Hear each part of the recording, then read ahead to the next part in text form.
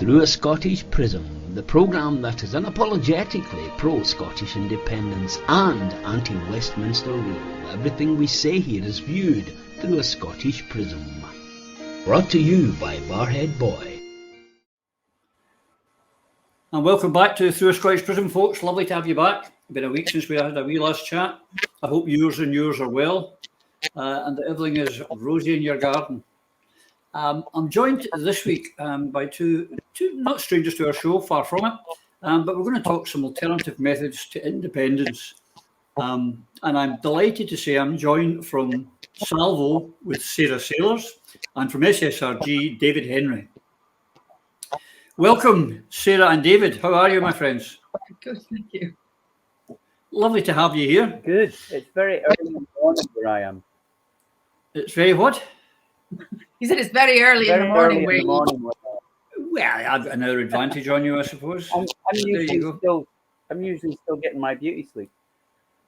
Well, you've obviously been missing your beauty sleep these past few months. Yeah. Better take some sleeping tablets, David. Yeah. Well, that's all right. That's what I'm here for. So welcome, my friends. I just want to talk about the roads to independence. At the moment, with our current Scottish government, the favourite, of course, Sarah, is a Section 30 referendum, and we're assured that's going to happen for sure this time in 2023. At one point, they were saying legally or illegally, whatever that means, and then suddenly Nicola last week rode back on that and said, no, it's got to be the famous gold standard Section 30. So what date in next year do you think it's going to happen? Right. So I'm not putting a bet on something I'm absolutely certain won't happen. There's lots of reasons why I'd be very scared if it were going to happen. But the simple thing is that you can't have a referendum unless you have a blue paper, unless you have worked out provisions for what happens if people vote to leave the Union, if they vote for Scotland to become self-determining. You have to have everything set up, because the minute that vote goes into place, there's all kinds of negotiations. You start establishing a new treaty with England. And there's it took 2 years to complete the dreadful Brexit. Didn't want it, Scotland.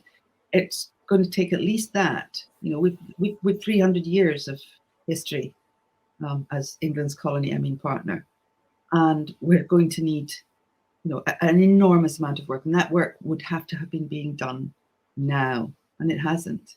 And if you're genuinely a party that wants a referendum, an independence referendum, and you want to win it, you actually have that work going on all the time to be ready.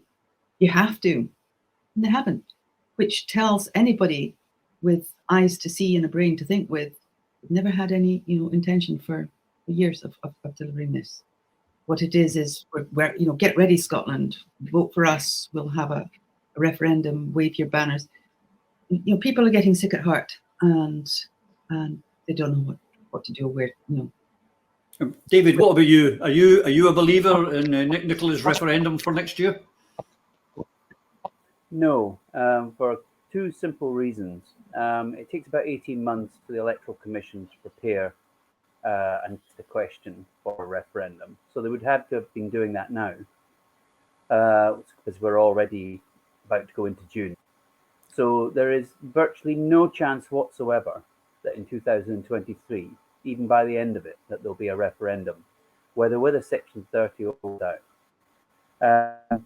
So for that reason, I think it's safe money to go to the bookies and bet that there isn't going to be one. But also, you have to look at what happened previously when Alex Salmond was leader of the SNP and he called a referendum. They started the work in 2011, 2012 and had a 2-year campaign before we actually had the referendum. They signed the Edinburgh Agreement. The only thing about Section 30 is it effectively agrees that both sides are going to accept the outcome and therefore act on it. That's about all it really does. But the Section 30, I think, has been a red herring all along. So I just don't understand why any serious political leader would tie themselves to one route to delivering Scotland's future, rather than the smart move is to keep all options on the table until you've finalised your negotiating position. And this is how, I mean, if you want a classic of how not to do it, just look at Brexit. Let's come up with a simple campaign. You know, we're going to save £350 million. We paint it on a bus. Boris wrote, I mean, I love the fact that Boris Johnson wrote 2 columns for his Telegraph newspaper, one in favour of staying in the EU and another one for leaving. And at the last minute, he decided to go for the one with leaving. Now, what does that tell you about the character of the man?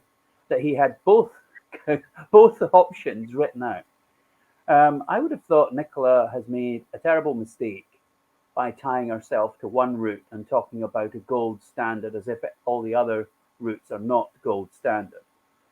Because it's a simple test. Is it a democratic process that you're using? Has a majority of people voted for it? Is it the right franchise, first of all? I mean, I don't think we've even touched on that. It seems to be an unspoken secret. Most countries don't allow settlers from other countries, and that would include England, to come and decide on the democratic future of your country. You can live there and you get all the benefits, but you don't get a say on the constitutional future of that country because you weren't born there. So I do think that needs to be looked at. And that you'll be in trouble now. I have said that and got myself into terrible trouble. There's a way around that. There's a way around that. I've had. Yeah.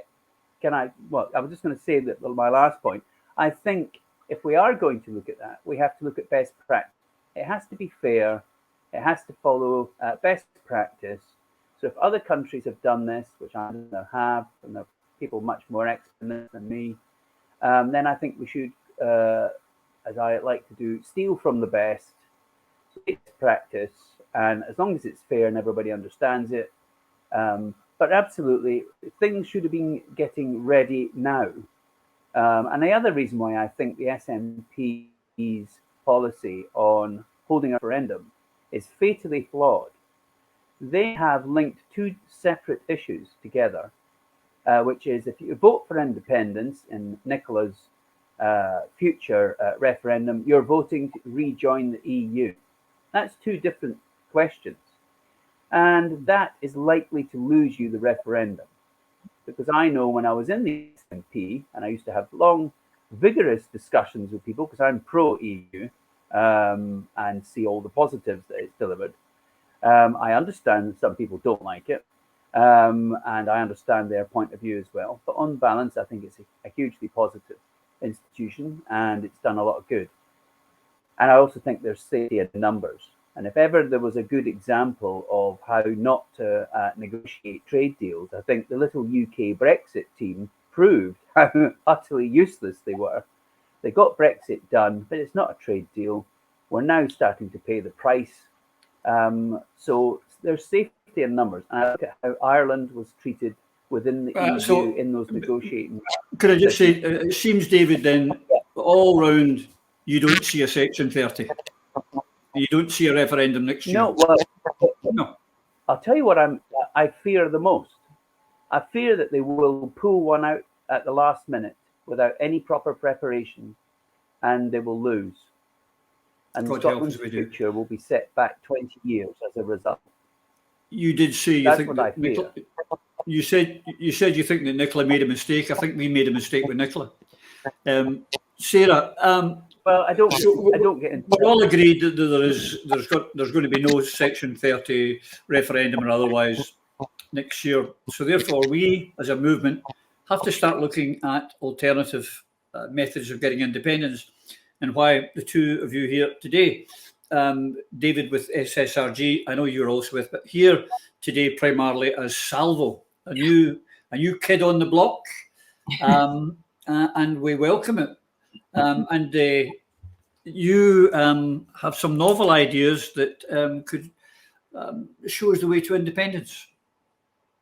Well, can I just say that they're very old ideas? It's just that we lost sight of them. We were gaslighted for so long that we didn't have any idea that Scotland actually had not only democratic principles that knock Magna Carta, Mother of Parliaments, fount of all democracy, into the long grass, but also mechanisms that went with those principles.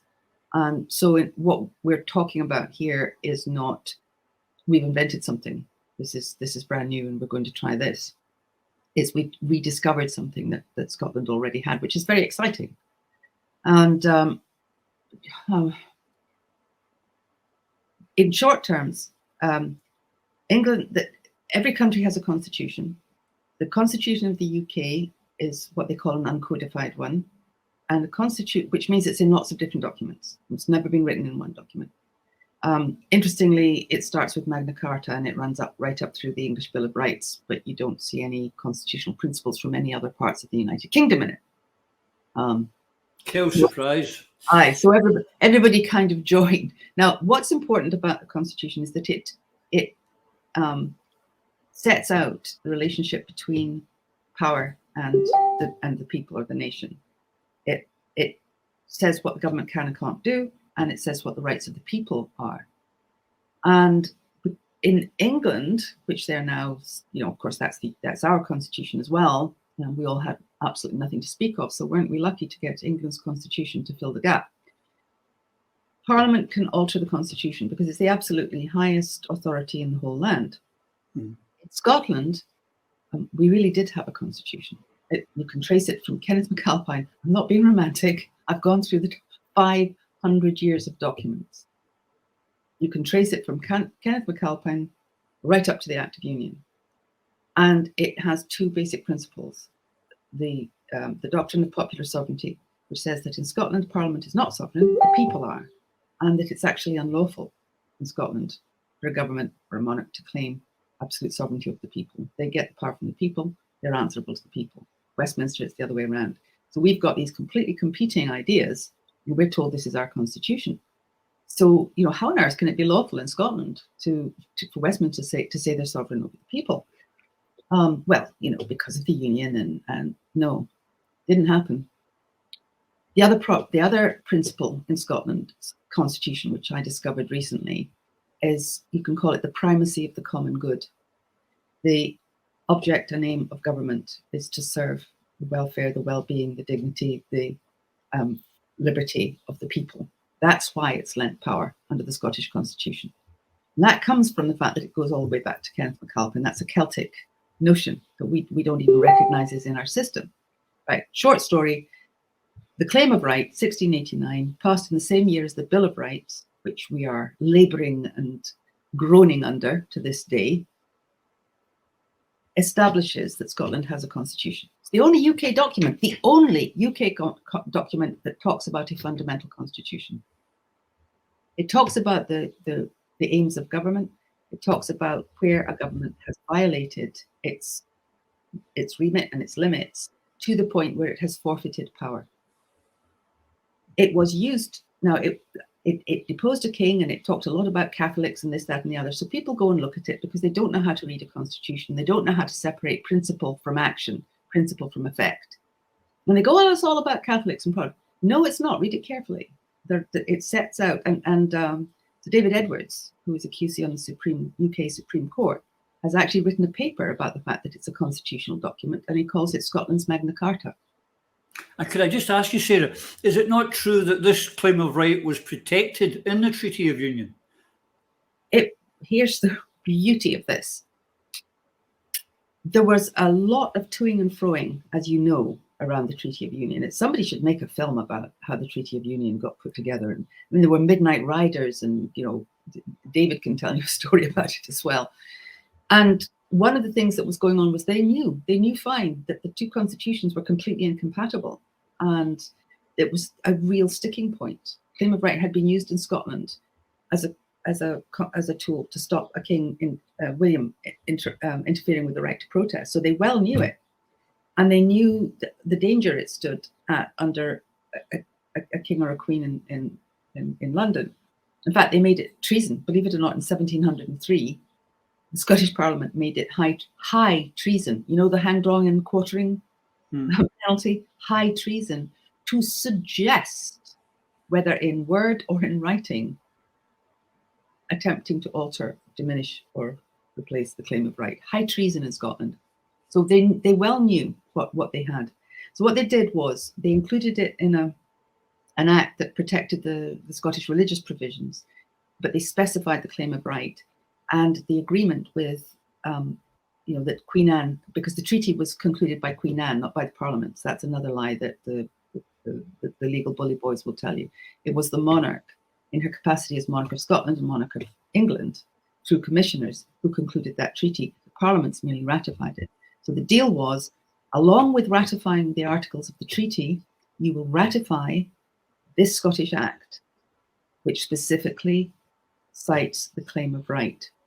And thereafter, as the English spy Defoe said, the Scottish Constitution would continue as to the limits of, under the claim of right and the limits of government and obedience. England has pretended, Westminster has pretended, that we don't have a constitutional compact here, that they didn't agree that in Scotland, the government would go on as it had, but that though they pretend, though they'll argue and worm and do all the things that colonizers do, what it is made clear in the preamble to the treaty is this condition is being put in and will be upheld, and we're very happy that it will be upheld, because so long as it is upheld, the union will continue. So just to round this bit off just a wee bit, so your way of moving forward is to use the claim of right to enable Scotland to become independent. Now, I'm going to come back in a minute once I've spoken to David to ask you exactly how we're going to use that to move it forward. David, on behalf of SSRG, you've been looking at all sorts of different ways that we could move forward on independence. I believe you've got half a dozen options. Yeah. Well, they're actually on our website now, but I'm so lax, I haven't checked our website for a while because it's just been upgraded. But yeah, we've identified, we believe, 6 main routes, all democratic, based on good advice and academic information, that there are 6 routes to Scotland regaining, it should be said, regaining its independence. Because Scotland always was an independent country, and it did not give up in 1707 when the Treaty of Union was signed. It didn't give up its sovereignty. It didn't change its legal system. It was agreed that they would both be separate, because England, I mean, Sarah's touched on it. The English system is power comes from the top and trickles down. The Scottish system is the complete opposite. Power sits at the bottom and trickles its way up. And I looked at that actually before even being involved in SSRG by sitting in and listening to the legal argument in the Joanna Cherry case and appeal in the Court of Session. And I got a fantastic history lesson. And it then dawned on me the two systems are completely incompatible. You're like trying to mix oil and water. So our Treaty of Union agreed to effectively dissolve the Scottish Parliament and dissolve the English Parliament. And then they created the UK Parliament, which is what we have at the moment. Unfortunately, south of the border, they seem to have forgotten that important bit, which is that their English Parliament is not House of Commons. Sorry to interrupt you, could I not also be said, and one of my viewers who I know is watching just now will already be writing the comment, but we too have forgotten that it's different. Not just the English Parliament, we've forgotten, and we'll come on to that in a minute. Sorry to interrupt you. Gail, you know who I'm talking about, love. You don't need to send me that comment now. So, absolutely. So, SSRG, if people don't know what we do, it's the Scottish Sovereignty Research Group. We're a group of about 12, maybe 15 people in total. I think there's 4 professors involved in that. Sarah's a member of the panel as well. So it's been, and I think the one advantage we've got over all the different YES groups and independent supporting groups is we don't publish a single point of view that we think that's the way it's going. We're just a platform to help get the information out. Because the one thing that you've touched on there is our Scottish politicians, whether in Westminster or House or in Holyrood, seem to be unaware of Scotland's actual real place in history. Mm-hmm. They don't understand about the claim of right, but they don't understand what it actually means. So Sarah's touched on this. Claim of right was put in place in 1689. I discovered, along with another friend up at the National Archive, a document that was a part of the preamble. Mm-hmm. And it's just one page. It's about the church. Is effectively their minutes from the meeting. Fascinating to think that this is 1707, just before, I think it was February 1707, just before the treaty is going to be sent to the Parliament, Scottish Parliament, to be signed. And here they are arguing and putting the point that they're extremely worried that the other side, i.e. England, is going to change and amend the treaty after it's been agreed. Well, they were right, weren't they? Absolutely. They were right on the money. And therefore, the preamble, because it shows what their intent was. The intent was the Treaty of Union. We never gave up our sovereignty. We didn't succeed our rights to the Parliament in England. So people seem to have forgotten that is where we are. So right now, Scotland can declare itself independent if the treaty's been broken, which there's plenty of evidence it's been broken many times. It can be torn up and we can dissolve it and be out tomorrow. Tomorrow at 12. I think you make that sound a wee bit too simplistic, David. A wee bit too simplistic. And we'll come back to that. But I just want to encapsulate this, that you and the SSRG, you have got 5 or 6, and your plan going forward is to have the people decide which way to go forward. But I want to come back to your point there in a minute about how we could be independent tomorrow. Sarah, you know, I know you've got 2 hats and you've got a foot in either camp here, but let's stick with Salvo. Yeah. Using the claim of right. Now, if I'm right in saying, and if I'm wrong in any way, because I am no constitutionalist or as learned as my 2 guests today, but it strikes me from what I've read and picked up and understood is under the claim of right, I have the right to challenge my government as a Scot, my king, or my government, if I feel my rights are being encroached upon. Would that be correct? That's correct. And that was upheld from 1592. Every parliamentary session acknowledged that right, that it was answerable to you by offering something called salvo, hence the name. Salvo jure cuius licet. It just meant anyone who felt that their rights were being violated by something the government was doing could stand up and challenge it. And if the clerks of the court thought or found that there was merit in what you were saying, that there was a question, then it would be referred to the Court of Session. It's one of the reasons it's so important. It was always so important for the Court of Session to remain completely independent.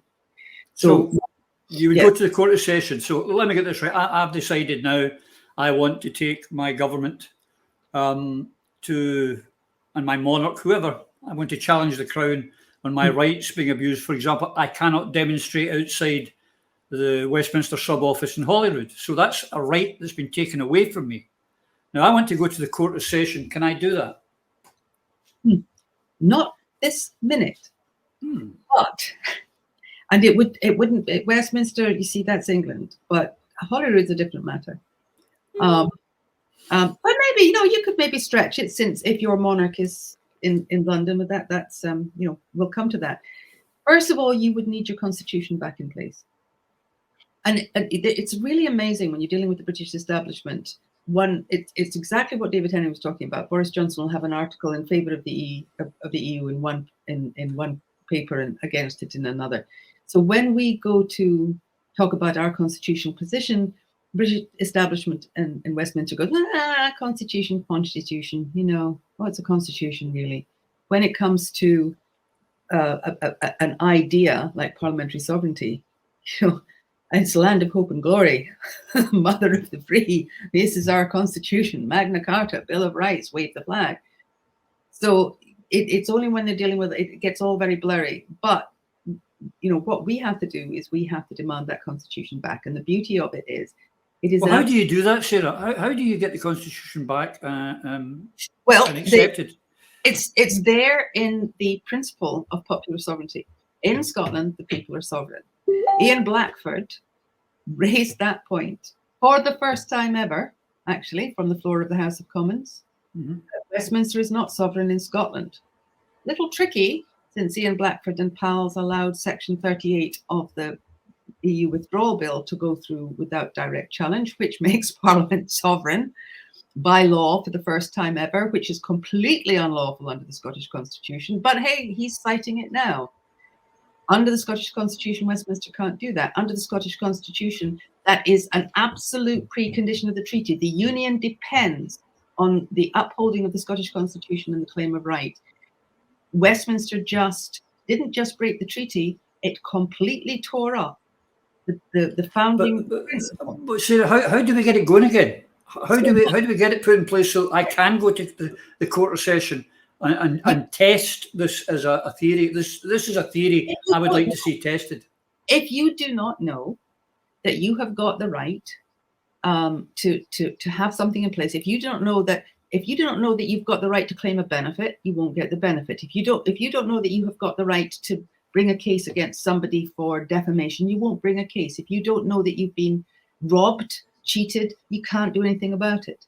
So the first step to any justice of any kind is awareness. You have to know, or you can't do anything about it. Now, we're talking popular sovereignty. That means the people of Scotland. Now, how many people do you think in Scotland would like to know that they have the power to sack these SOBs in Westminster? So that you can't do anything without the people behind you. And the people. So I can't go to the Quarter Session citing the claim of right and that my rights have been abused. You could personally go to the Quarter Session and would that not raise awareness for the whole of Scotland? Absolutely, it would. It would. Well, here's an idea, folks. It would get people aware of the claim of right. It would get people aware, oh, hang on here, my ancestors left me a will, and in that will, they left me a country. They really did. When our ancestors put that provision into the Treaty of Union, it was a prenup, it was a get-out clause, and they left that as our birthright, so we could claim it, use it, that legacy in that will, if we needed to. And they thought we probably would need to. But what's happened is, like the old Victorian uncle that has hidden the young niece's treasure and birthright from her, so she never knows she has it and he can control her. It's really, they've hidden that from us. So yes, it's, people need to know, and they need to be able to act on it. You could bring a case.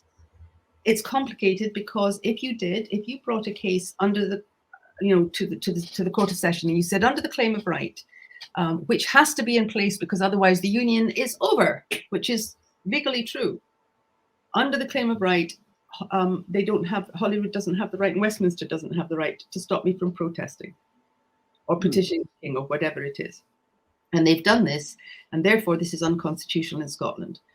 The Court of Session would have to say, well, you're opening a constitutional matter. This is constitutional. And we don't have the right to determine this. Westminster has said it's sovereign. We can't determine whether it really is, because that's what you're saying. So then it would go to the Supreme Court. And then we would say to the Supreme Court, sorry, you have already declared that the Parliament is sovereign. You've already declared for the English constitutional position, as if Scotland didn't have one, and as if that binding agreement just never happened and doesn't matter anyway, because Parliament can strike it down unilaterally. I signed a contract with you, you decide to tear it up, that's fine. You're bigger than I am. That's what that says. So we'd say you've already declared that Westminster is sovereign, so you're not competent. So the UK Supreme Court is not competent to hear your protest claim because it's already said that Westminster is sovereign. And Court of Session. How are you going to stop them hearing it? If the Tory government refer it to the Supreme Court, they'll listen. You block it. You go to the International Court of Justice. You say this court has. So it's quite a long drawn process. But it's huge. But the publicity, the people getting to know about it. And Well, obviously. So clearly. No, there's one other thing that could happen. The Court of Session could then agree to take it back. They could agree. The Supreme Court is not competent to hear it. Under the Treaty of Union, we are. This is a Scottish constitutional matter, not a UK one. not an English one, we are competent to say, sorry, the UK constitution as it's set out doesn't apply in Scotland because the Scottish constitution is protected. And we are the supreme body in Scotland to decide that matter. So that's what we could hope that would happen. And then we'd have friends in the Quarter Session in Scotland that would say it's about time. Well, folks, I was, of course, being hypothetical, living what I do. So if any of you feel like stepping up to the plate, get in touch with me. We can maybe get a wee crowdfunder going and get this done. David, I want to ask you the next steps forward, because you've got 6 different options, including Sarah's. So how are you and SSRG going to move this forward? Because at the moment we're in the Court of Human Justice in Strasbourg at the moment. I'm looking for something quicker. So are the viewers. Have you got anything quicker for us? Yes. So we've got as I think you know, we've got a conference called Empowering the Nation, which we've invited all the political parties to. We've already got some very well-known speakers coming to it. But it's not just a talking shop, which some people seem to think it is, because we actually are having a voting system and workshops. It's a 3-day conference, so it's going to have some real detail. So the big subjects that are being covered is borders, trade, our basic constitutional rights that need to be embedded, currency, etc. So basically preparing Scotland for a future, an independent future. Obviously, SSRG did a lot of work showing that the best first step for an independent Scotland is EFTA membership. It can be done quite quickly, quite smoothly and easily, because obviously the SNP's policy is we're going to rejoin the EU. Well, in the best will of the world, that's 4 to 5 years worth of negotiation. Just look what Brexit did. You know, how many years did it take them? And they're still mopping up the mess because it's extremely complicated, and it's actually more difficult to join than it is to leave.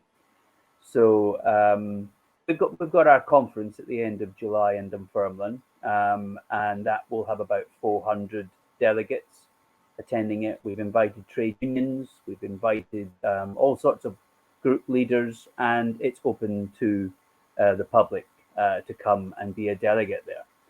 So that's the first step, because that step is about educating. It's about getting what Sarah's been talking about. Educating our own delegates that represent our community of what Scotland's position actually is and what our options are, and start thinking out of this little box we've been painted into. I mean, one of the things I'm astounded at is how £27 billion was invented just this week by the UK Chancellor so that he can give everybody £400 towards their extortionate electricity bill.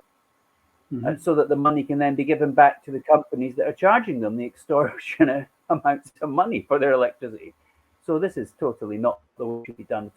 Scotland's future should be an independent country. We should be running our own energy company, and it should be not for profit.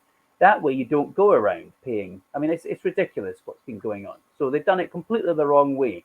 And all it does is mean that the taxpayers in the UK and Scotland are now subsidising energy companies, yet they're already making super profits. So it could have done different ways, but they don't seem to be actually. But I was going to. So you asked me about I think the most likely scenario and the most efficient way of delivering independence. I think it's the next general election, which I think is going to happen in the next 2 years. It could be sooner than we think because of what's happened this week with Partygate, etc., and the moves in Commons to get rid of Boris. So there's things happening there. But certainly by December 2024, there's got to be an election. That's the cut-off date. So we know that. Correct. But it could be sooner.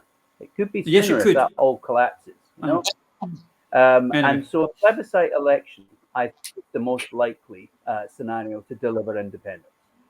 As Sarah has outlined, and she's correct, there is a legal case there. But the legal process will take years if they drag it out. Well, we could have that surely working in the background. You could have that in the background while we're plebisciting. I think yes, I think it's good that our politicians and our political leaders and the public as a whole understand what their position really is, because that might make them start thinking, why are we along with this, being told we can't do this, we can't do that? You know, why are we letting all our oil and gas being taken out of our country and our electricity from wind without being properly compensated? Why are we allowing this to happen while at the same time being told we're too poor and we couldn't possibly survive on our own? And anyway, this is total nonsense. Scotland's a rich country. It's wealthier than Ireland, for instance, and Ireland's doing extremely well inside the EU. Doesn't have any gas, doesn't have any oil, and getting better. Their pensions are higher. Their standard of living is higher. So there's one of just a few miles off our shore doing better than we are. Why? Because they're an independent country and they're not run from London. That's the simple answer. So if it can be, I don't think you're not going to get any arguments here, David. We're all on the same team. But I've just got to say, I'm sorry to interrupt you, but the clock's beaten us by quite a bit. And I'll have Techie give me into trouble. I want, on behalf of myself, everyone at Prism, and for everyone else who's an independent supporter, thank yourselves here today, but also all of you on the SSRG who are spending hours, and I know hours and days and weeks, looking for ways to advance our cause, because our politicians are not doing the job they should be. We're nearly like a family now. The work that you do. We spend that much time together. Yeah, I can imagine. But the work you're doing will eventually make the politicians sit up and take notice, as we've cited today with Ian Blackford. So once again, thank you for being here. Thank you for all your efforts. And all this means is that you have to come back, because we've only scratched the surface of all this. Thank you. Pleasure. Thanks for having always me. And big thank you there to Sarah and David. And as I say, we've only scratched the surface, and we will have them back periodically to update and see where we're going. But as you can see there under the screen, the 29th in July, up in Dunfermline. Those that you can make it, it's not to be missed. But now, for our usual weekly review, I am joined by two regulars, by Yvonne Ridley, and with, of course, Phil Boswell as well. Hello there, my friends. Nice to see you. But I should also say, ladies and gentlemen, you may hear we're being joined by a couple of peacocks, and I'm not talking about myself and Phil here, but I've just written down Bad Alfie, Mary, Peter, and Dave from North Wales. We have some peacocks, and it turns out it's the mating season. So if you hear some squealing, it's not us, it's the peacocks. Let me start right away, Yvonne, by thanking you, my friend, for stepping in the other week to allow us to have our conference up in Blair Athol. Conference? I don't remember a conference. So that's the first part of the trip over. Wonderful night last night. And now on our way to meet the gathering, the boys. It's going to be a blast. I'm looking forward to it. Shall we, Techie? Well, I'm glad that you're here. People thought it was you self-identifying as me. There you go. All sorts of rumours were starting, so it's good that people can see that we are two separate individuals. Exactly. You've seen us together. See, now, been a heck of a week. There's so much to discuss. But the first thing we've got to discuss as Scottish Independentistas is that our First Minister, Nicola Sturgeon, is now the longest serving First Minister in the history of the Scottish Parliament. And that's an achievement, Yvonne, that can't be denied. But from a Scottish independence point of view, have you seen much progress in the last 7 years? Well, I was just thinking, well done that she's lasted this long, but what is her legacy? And you look at people or previous First Ministers and you can look at their legacy, but I'm looking at hers and it's not good. If you ask people at the moment, what is her legacy?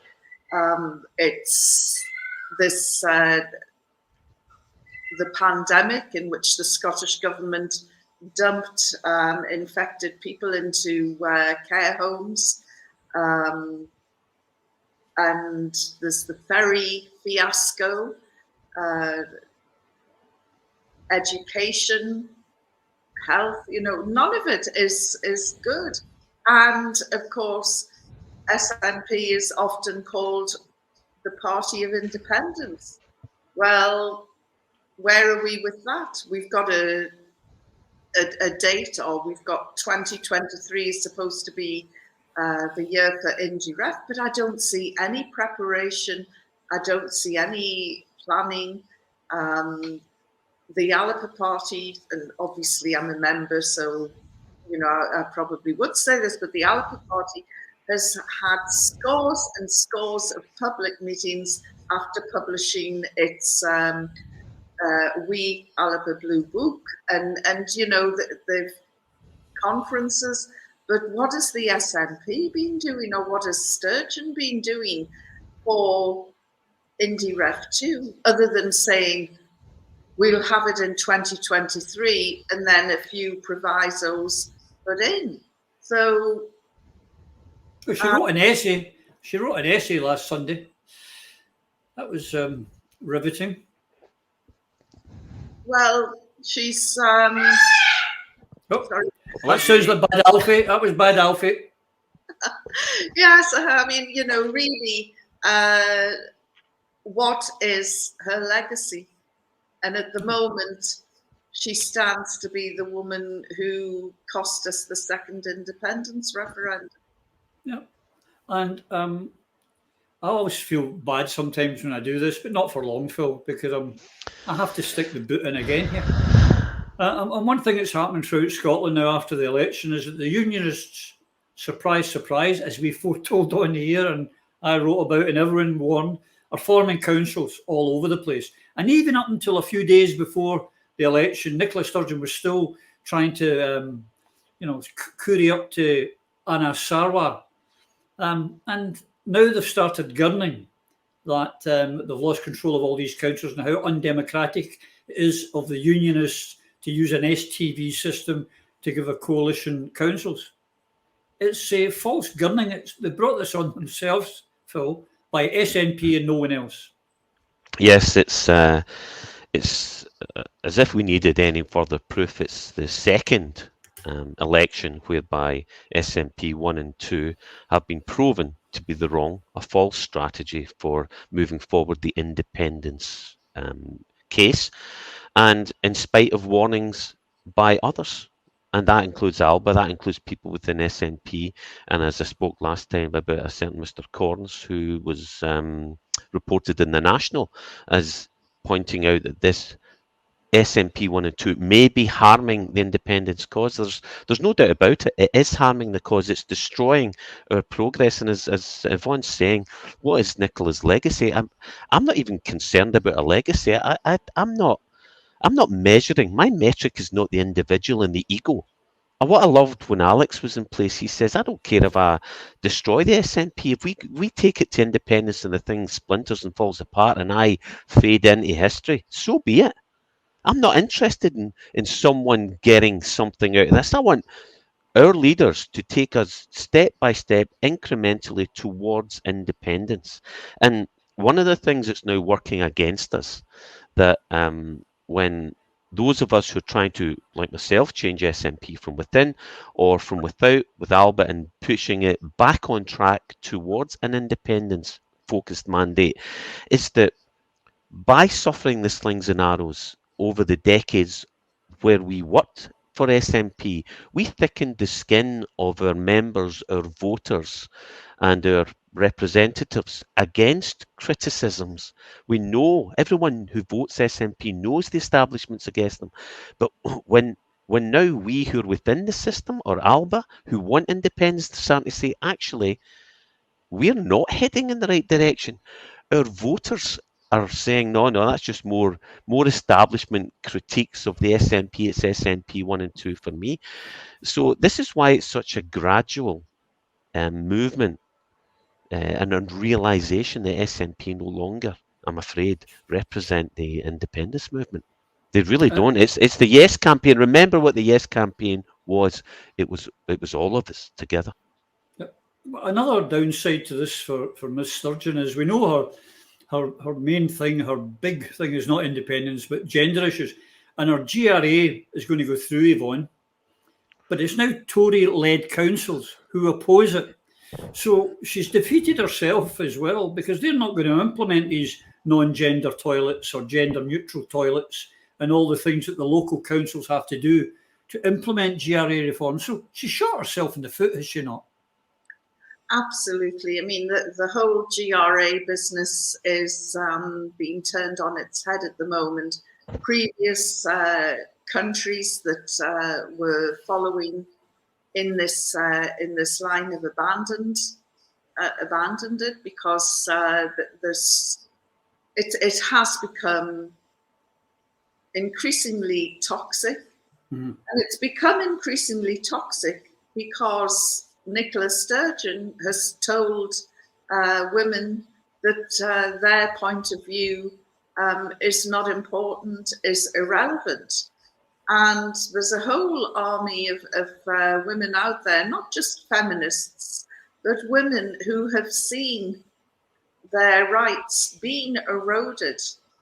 And they're looking at the First Minister, who her biggest achievement a few years ago was getting a completely gender-balanced cabinet. And she said, that her government was a place where women truly were equal.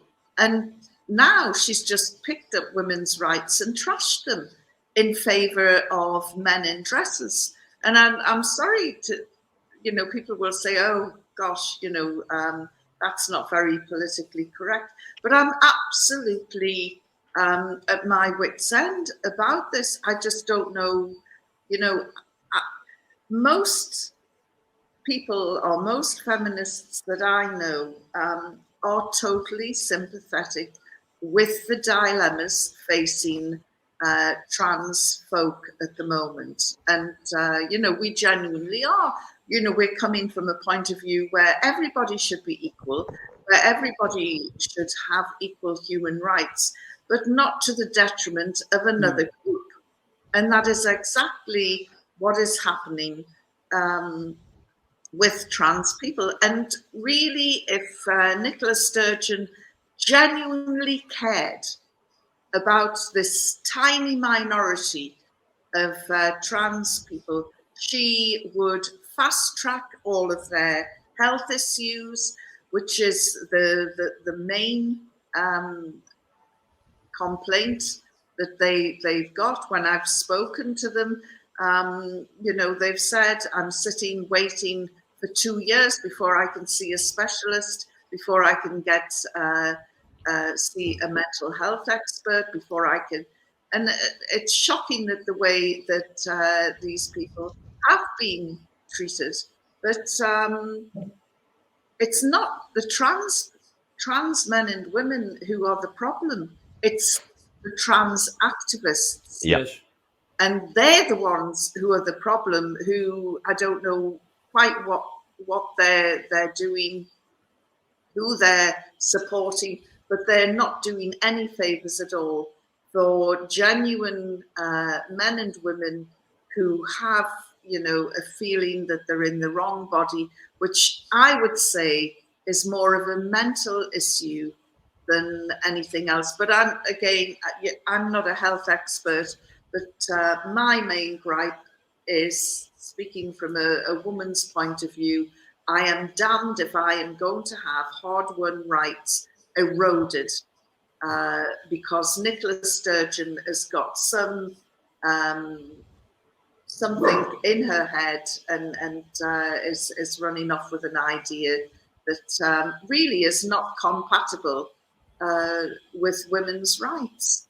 I agree. Phil, while Nicola and the SNP are obsessing on GRA, the union is in dire straits.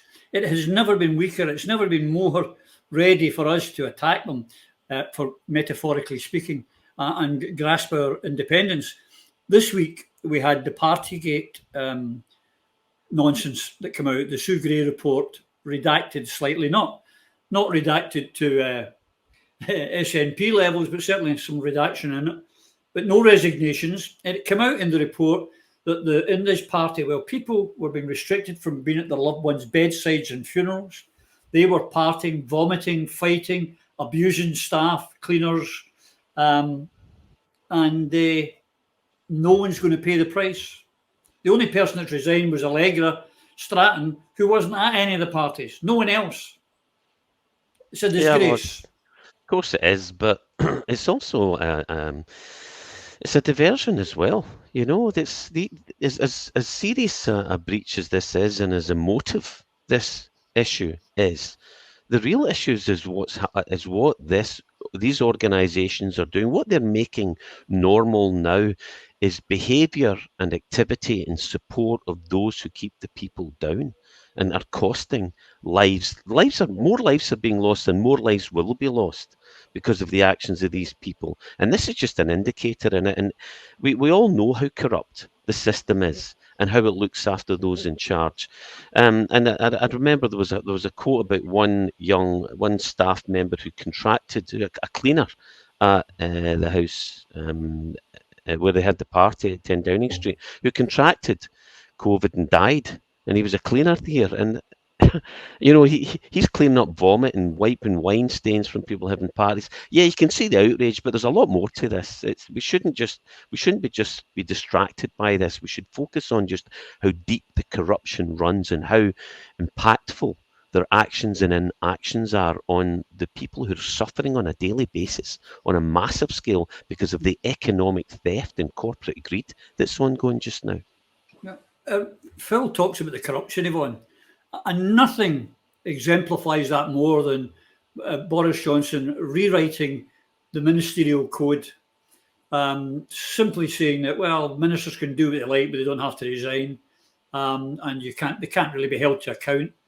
So, once again, showing that there's one law for them and one law for everybody else. It's a horrible position. Well, they do say you get the government that you deserve, and the trouble is, voters in Scotland did not vote in for this government, but voters in England did, and they should be holding their politicians to account, and they're just not doing it. Mm-hmm. Whenever you raise the issue of Boris Johnson, the feedback I get is, oh, it's just Boris. He's a bit of a laugh. And I don't know what it is, but we often use the phrase Teflon coated, but he really is Teflon coated. This man can do whatever he wants, and he is never held to account. He had an affair while his wife was being treated for cancer. You know, the man has no moral compass at all. And he can't tell journalists how many children he's got. If a journalist asks him, he refuses to answer the question. Maybe he genuinely doesn't know. But, that speaks volumes about him. And you look at previous governments and previous ministers who would have resigned for just a tenth of what he's done. But he has this sort of Teflon-coated armor that seems to protect him. And I just don't know. But it's because he's surrounded by people who are equally corrupt, and we've had an equally corrupt media and newspaper. For example, you'll have seen this week, Yvonne, Douglas Ross, who said, oh, it's terrible and he should go, but then, well, not till after the Ukraine war. Why the Ukraine war? I mean, I don't know why he didn't say, well, the Yemen war, till after the Yemen war or whatever. I mean, just not able to come up and grow a spine and say, he's wrong, he's broken the law, he has to go. But those days of people being honourable are gone. There is no honour in the House of Commons. I mean, Douglas Ross has done more flips than Olga Corbett, over Boris Johnson. It's ridiculous. The man is flipping one way, then flipping another way. You know, he has the backbone of an amoeba, and he should go as well. But unfortunately, the Tories seem to put up with anything. And I suppose if you won't stand up for something, then you will put up with anything. And this is what we're seeing among the Tories. And I have to say, other voters as well. I mean, when you consider the days of Margaret Thatcher, and the Scots rose up and fought against poll tax, what has happened since then is 10 times worse. And nobody has really taken to the streets. No, they haven't, Yvonne, but I think that's going to happen. I've been foretelling this for a while. I think this summer the smell of burning premises is going to be, and I think it will start in England because the Scottish people are absolutely cowed beyond cowed. I think our English neighbours will kick off. I really do. Yeah, you know, you could be right that we are going to be in for a summer of discontent. But I just don't know where it's all going to end. All I know is that I moved up from London to Scotland to get away from this. And I thought that 2014 would have delivered. Didn't, but, you know, from a point of zero, we made a hell of a great benchmark. But we've now lost the momentum. And this is what really worries me, because this government in Westminster is so corrupt, it will change the goalposts and make it virtually impossible. We don't get off our backsides soon. And I'm saying we, I mean Nicola Sturgeon and the SNP. If we don't get off our backside soon and go for Indy Ref 2, because I really fear that Boris Johnson will change the goalposts and make it impossible. And instead of gaining powers, Holyrood will actually lose them. And eventually it'll just become a museum. Yeah, or a county council. I believe we're getting closer to fascism. And people immediately associate, of course, goose steps, black uniforms and Nazis with fascism. But we're getting very close to fascism.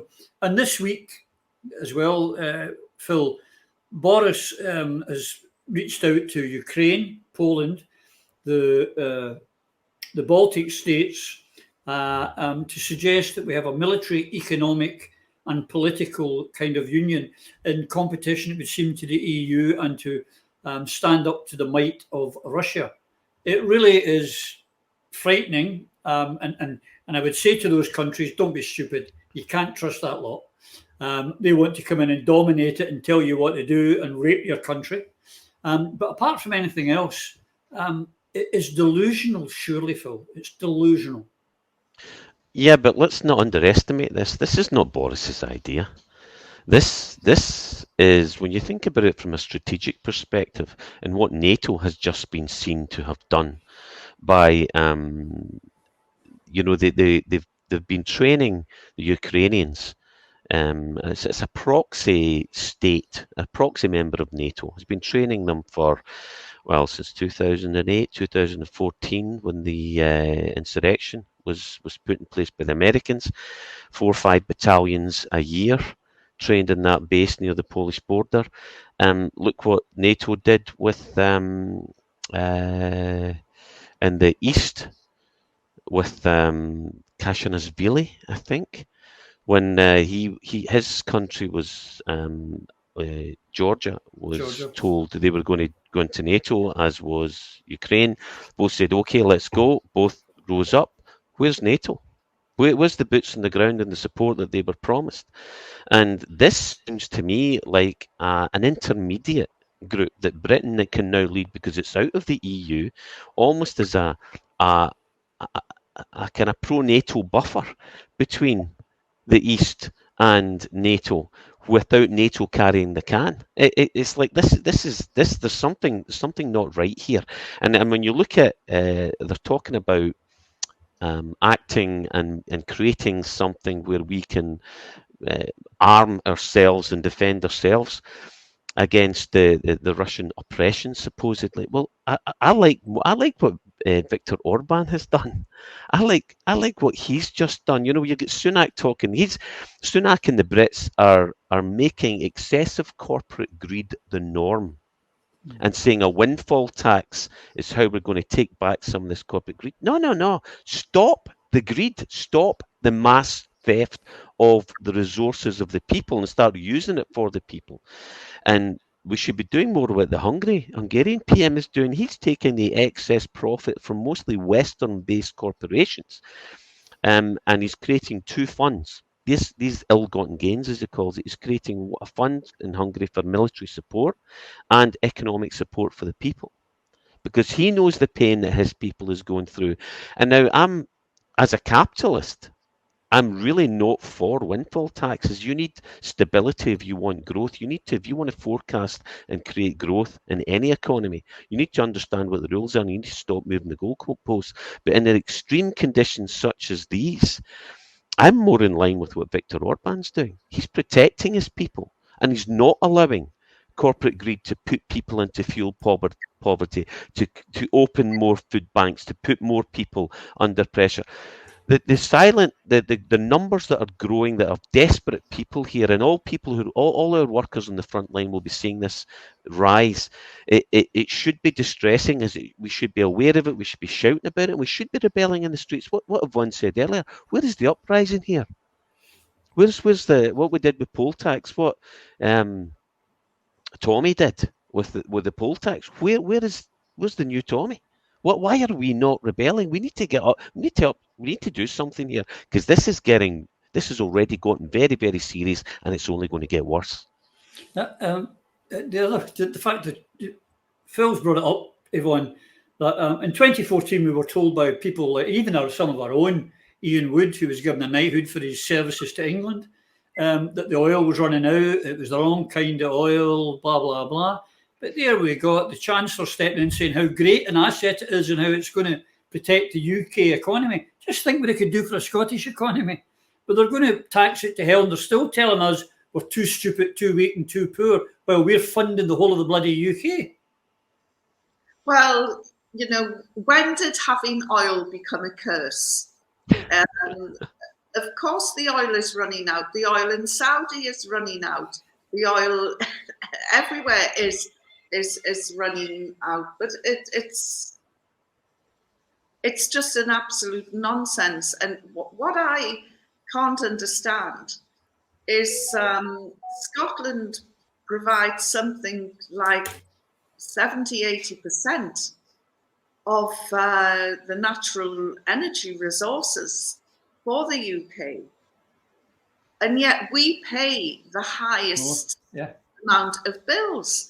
And you were talking about we need a new Tommy. The old Tommy's still got a lot of fire in his blood. Yeah, he has. He certainly has. Time Tommy did an encore. Come on, Tommy, rock on.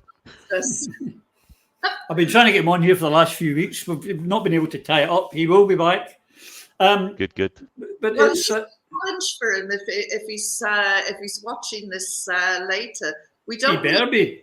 Let's get the old Tommy up and doing an encore, because we certainly need somebody to mobilize people to get angry again.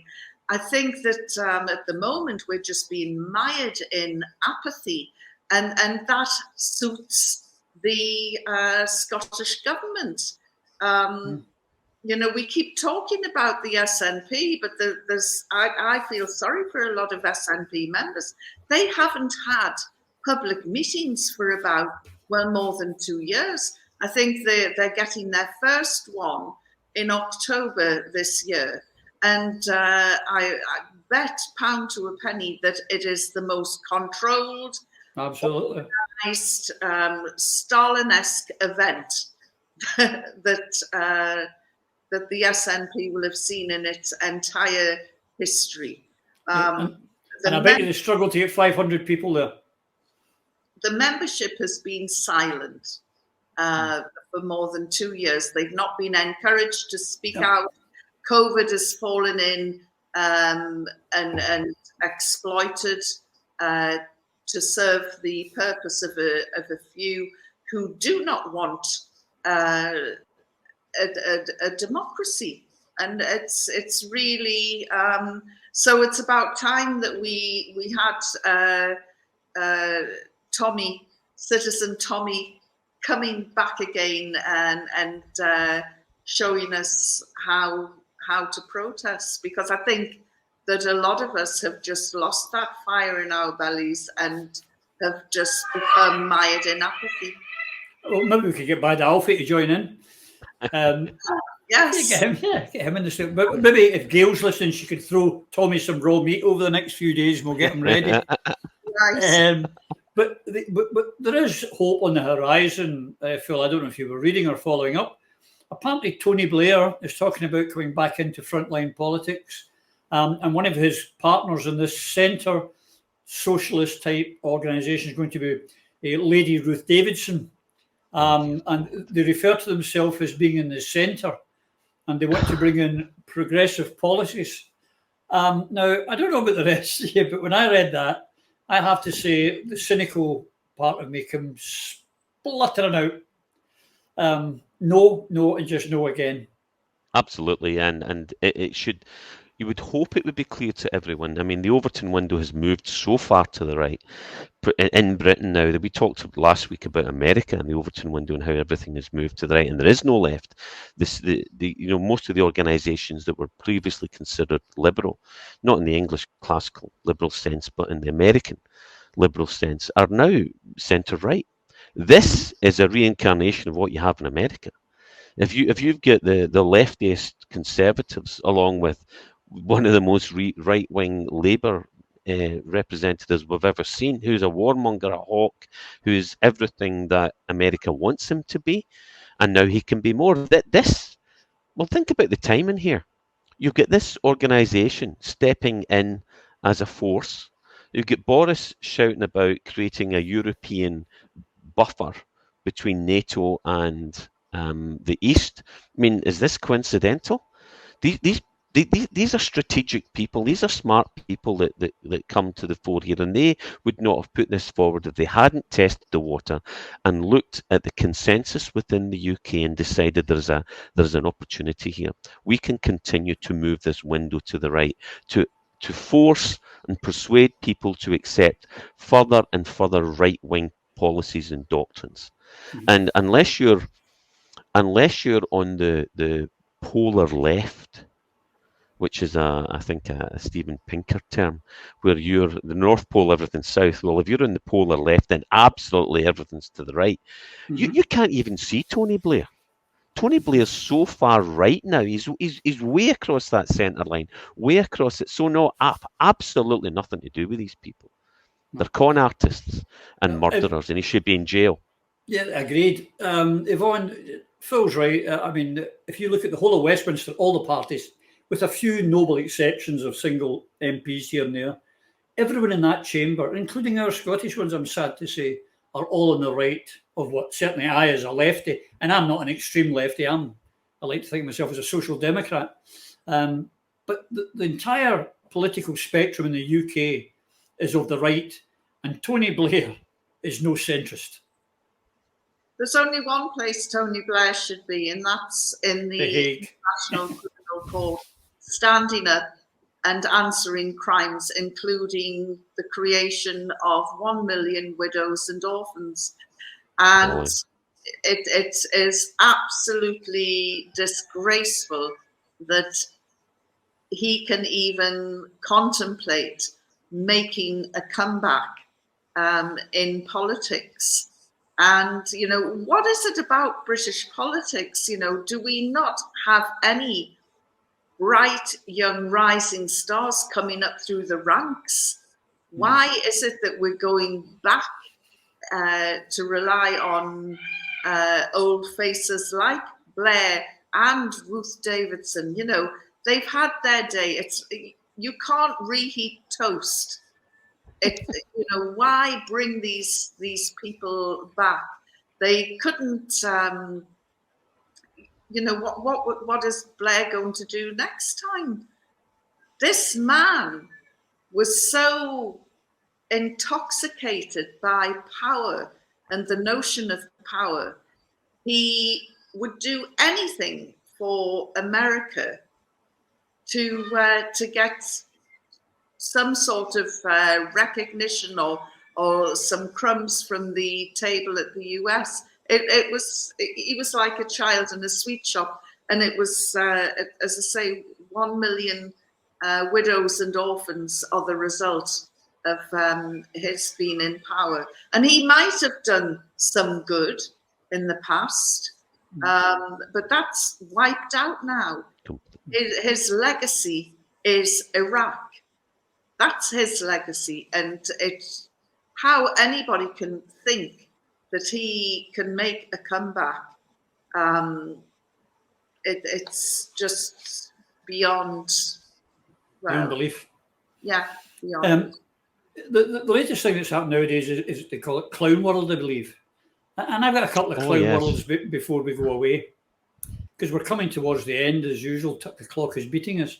But one of them is that while people are suffering terrible hardship, Phil, like worse, I think, in my lifetime, I can't remember, even in the 70s and the 60s, it was this bad. People are going hungry. They can't heat their houses. They can't, you know, it's just frightening. The UK as a whole, apparently, is going to spend £1.3 billion on Betty Windsor's Platinum Jubilee. It's obscene.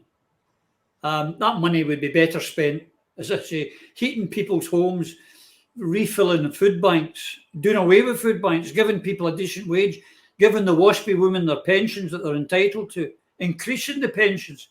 But 1.3 billion to celebrate this woman living to 95 is an obscenity. Yeah, it is, and it wasn't. Previously, we've discussed this, and I've said removing the monarchy's not high on my list. But when there's a few incidents where this has been run home, even my mother was talking about it. She said, "How can food banks be open here where the Crown is getting its own Rolls Royce to the opening of Parliament, and you've got a woman who is lecturing the Queen's speech? She was talking about austerity and tightening belts in the not too distant past, and she's wearing a £4 billion hat. No, just this is obscene, and people who don't. I mean, the jingoistic cap doffers will always love this type of pomp and circumstance, and you know, there's something in that. There's some traditional values that we could hold on to, but this is not one of them.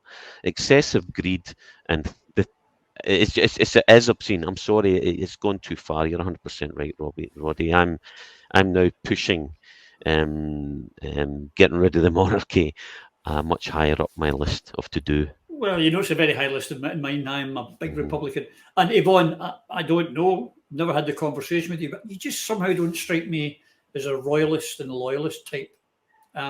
What do you think of this 1.3 billion? Well, I used to be a royal correspondent, bizarrely enough, and have been in and out of Buckingham Palace several times. I just think, why should these people be privileged just because of, you know, they were born into this ridiculous, extravagant, obscene world of wealth and privilege. And for me, you know, Phil mentioned it before about the Rolls Royce being used to drive the Crown, containing stolen jewels, by the way, Phil. From India, yep. That should be returned. Driving this Crown through... Agreed. Alfie's not a royalist either. I think that you know, Elizabeth II should be Elizabeth the Last, and draw a line under it. And people will say, oh, but what about tourism? Well, you know, the Palace of Versailles. Yeah, it gets more tourists. Far many more tourists than Buckingham Palace does. And, you know, they don't have any royals. But I think that what we should do is let us see a final days out, and then that's it. Elizabeth II, Elizabeth the Last, and let's have a republic. I agree. And I would only pull you up one thing. Elizabeth I, as far as I'm concerned, she's not Elizabeth II. She may be Elizabeth II of England, but that's another story for another day. Yep. And the last bit of before we go, because we are running past the clock, of Clown World, the uproar about Ricky Gervais's latest Supernature Netflix. I don't know if you've had a chance to see it yet, but needless to say, the Traz are up in absolute arms. And I as soon as I heard about it, I thought, I've got to watch this. I howled. Now, he not only made fun of Traz, he made fun of disabled, of cancer, of children, of people. I mean, he went the full gambit. Yeah. And it was all cruel and also funny. But only one little section of the community, you know, want him cancelled and want him thrown out, and it's appalling and get upset. And needless to say, it's the GRA specialists. Oh yes, I did. Yeah, exactly. And it was an absolutely magnificent show, and it was for me to see the reintroduction of humour and comedy. I mean, traditionally and psychologically, the Joker, the jester in the court of the king, was the only one who was allowed to speak the truth. Now everyone else would be hung, drawn, and quartered, and the old jester was.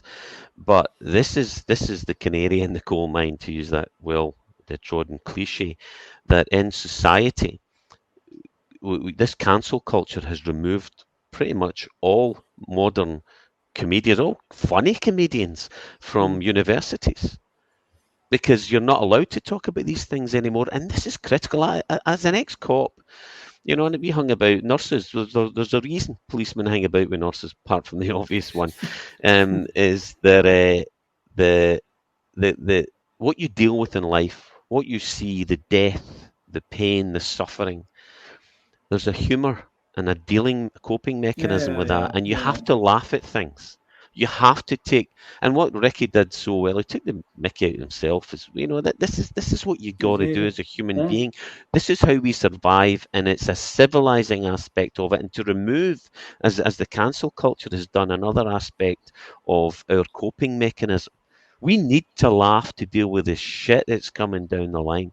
And if you take that away from us, is it any wonder suicides are up? Is it any wonder that depression and anxiety and desperation are on the rise? It's horrific, absolutely horrific. No, so there's a very serious side to what Ricky's done here, but I've got to say it was one of the funniest shows I've seen in a long time, because I was laughing at all the things I knew that were everything was politically incorrect, and more power to him and more power to people like him.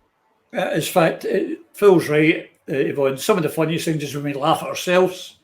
And you know, when you're sitting in a family gathering and it's remember that time your father fell down the stairs, stuck his head into a cream pie, and you all howl. At the time it was painful for your dad, but that's what makes us laugh.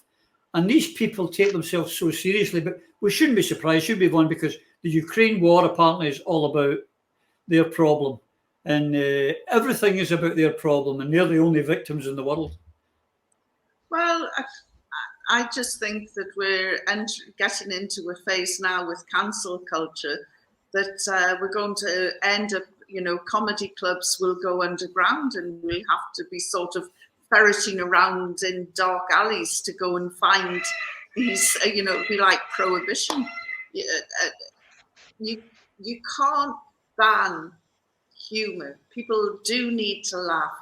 And, you know, quite frankly, if you go into a gig where Ricky Gervais is on the stage and you walk away offended, you shouldn't have bought the bloody ticket in the first. No, you shouldn't. I'm going to make a point of watching that performance now, because I saw the snippet on GRA, and it's hilarious. I mean, his jokes are, but it is the stupidity of it. They made it so funny. The things that he says, it's just, you go, well, it's right, and that's why you laugh. But as you say, if you go to a Frankie Boyle, a Ricky Gervais, or a Jimmy Carr, you shouldn't be one of these people that wants to be offended because you've gone, as you say, should never have bought the ticket. Oh, one more point on the Ricky Gervais, if I may, Roddy, is what he actually quoted and made that joke that Yvonne's referring to there on GRA. He's quoting what activists, trans activists have said, and the position on women and trans women. And we all find it hilarious because it is a joke. It's a nonsense. And we should really laugh at it. And that was all the richer and all the better for it. So they're complaining about him, but all he's doing is quoting their words back at them, which makes it even funnier. Yeah, and that's why they want him cancelled. Anyway, we've run out of time. Sorry, Yvonne, I've cut across you, but the time has beaten us.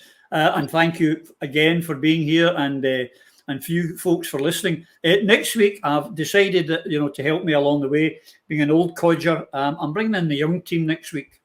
So I'm going to have two of the young Alba team to tell us how they view things, how they see things, and what they wanted to see us do to get us moving forward. And these are the same legs and lungs that will do the top stairs of the closest and deliver the leaflets.